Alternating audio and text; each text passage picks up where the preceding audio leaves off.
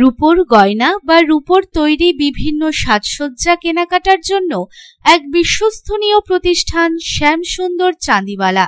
শ্যামসুন্দর চাঁদিওয়ালা মানেই চাঁদির পিওরিটির 100% গ্যারেন্টি। আমাদের শোরুম দুর্গাপুরের জংশন মলে, আসানসোলের 81 জিটি রোড অপোজিট সেনকো গোল্ডে, শিলিগুড়ির সিটি সেন্ট্রাম মল, কলকাতার সিটি সেন্টার 2 নিউ টাউনে এবং দেওঘরের G12 ভিওরি মলে। তাহলে যদি পিওর এবং হলমার্ক রূপো কিনতে চান তবে চলে আসুন শ্যামসুন্দর চাঁদিওয়ালায়।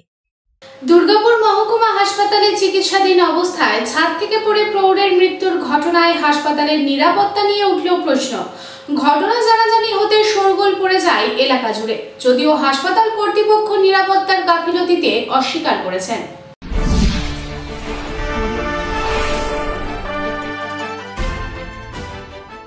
ছাদ থেকে ঝাঁপ মাটিতে পড়ল, তারপরই মৃত্যু হলো প্রৌঢ়ের। দুর্গাপুর মহকুমা হাসপাতালের নিরাপত্তা নিয়ে উঠল প্রশ্ন। তদন্ত করে দেখা হচ্ছে দাবি হাসপাতাল কর্তৃপক্ষের। তদন্তে পুলিশ। মৃত প্রৌঢ়ের নাম নেপাল চন্দ্র দাস, বয়স 85 বছর, দুর্গাপুরের 26 নম্বর ওয়ার্ডের সুভাষপল্লী এলাকার বাসিন্দা। পরিবার সূত্রে জানা গেছে, পেটে ব্যথা নিয়ে নেপাল চন্দ্র দাসকে চলতি সপ্তাহের সোমবার দুর্গাপুর মহকুমা হাসপাতালে ভর্তি করা হয়। সেখানেই পুরুষ বিভাগে চিকিৎসাধীন ছিলেন। পরিবারের দাবি, ধীরে ধীরে সুস্থ হয়ে উঠছিলেন নেপাল বাবু। কিন্তু বুধবার রাত্রে হাসপাতাল থেকে খবর আসে নেপাল বাবু হাসপাতালের ছাদ থেকে ঝাঁপ দিয়েছে। তারপরই পরিবারের লোকজন হাসপাতালে যায়, গিয়ে দেখেন নেপাল বাবুর মৃত্যু হয়েছে।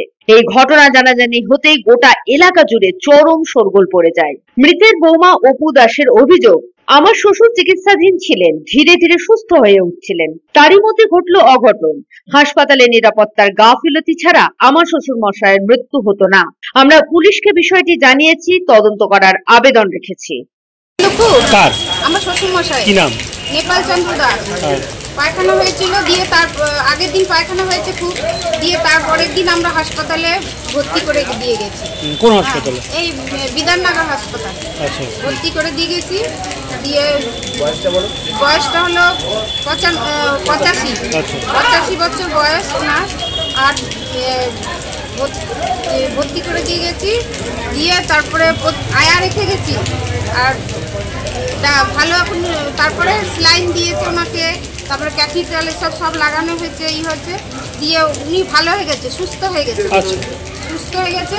তারপরে তারপরে দুদিন পরে খবর আসছে কালকে রাতে 5টার সময় খবর, বিকেল 5টায় মারা গেছে।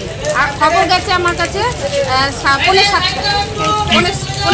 কে জানিয়েছে আপনারা? আমাকে পুলিশ জানিয়েছে। হ্যাঁ, এনটিএসএ। হ্যাঁ, পুলিশ জানিয়েছে। কি জানালো আপনাকে? আমাকে জানালো যে উনি 3তলা ছাদ থেকে ঝাঁপ দিয়েছে। অন্যদিকে হাসপাতালের সুপার ডাক্তার ধীমান মণ্ডল বলেন, হাসপাতালের ছাদের দরজা খোলা ছিল, তখনই উঠে গিয়েছিলেন কোনো কারণবশত ওই রোগী, তারপরেই সেখান থেকে ঝাঁপ দিয়েছে। আমরা বাঁচানোর চেষ্টা করেছিলাম, কিন্তু তার মৃত্যু হয়েছে। তবু তদন্ত করে দেখে ব্যবস্থা নেওয়া হচ্ছে। কিছু নাই গো, নিরাপত্তা কিছু নয় আসলে। লোকটা বোধ হয় রিটায়ারমেন্ট ছিল, মারা যাবে, ঠিক আছে, ওই তখন ইয়েছিল কি বলে, ওই আমাদের তখন ভিজিটিং আওয়ার্স ছিল। আচ্ছা, 4টা থেকে 5টা পর্যন্ত। আচ্ছা, আর যেহেতু খুব বৃষ্টি পড়ছে বলে কালকে পিডব্লিউডি এসেছিল আমাদের ছাদগুলো দেখার জন্য, জল পড়ছে বলে। না আয়া তো কাল ছিল না, পরশু ছিল না, একদিন মাত্র আয়া হয়েছিল, আমি সেটা খবর নিয়েছি। আর না, আমাদের আয়া সিস্টেম নেই, আয়া সিস্টেমে নেই। আপনার যেটা হয়েছিল নিজের লোক হয়েছিল, আবার হয়েছিল, আয়া সিস্টেম আমাদের নেই। আচ্ছা, তদন্ত করে দেখা হবে। হ্যাঁ, অবশ্যই। দুর্গাপুর থেকে সাধন রুজের রিপোর্ট, পাবলিক টাইমস।